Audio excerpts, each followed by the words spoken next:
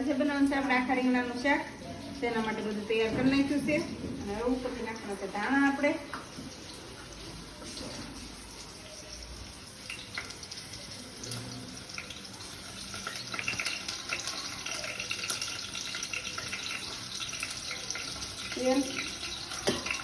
તો આપણે મરચાં તળી વાળ્યા છે અને રીંગણા ભરવાનું કરી દીધું છે ચાલુ. ગુલાબી રીંગણા છે મસ્ત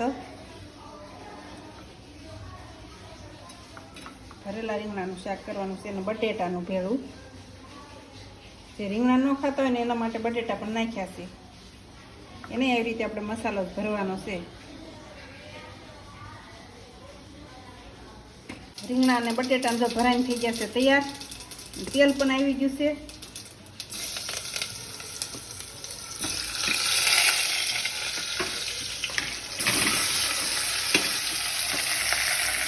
મસ્ત મસાલેદાર શાક બનાવવાનું છે દીદી.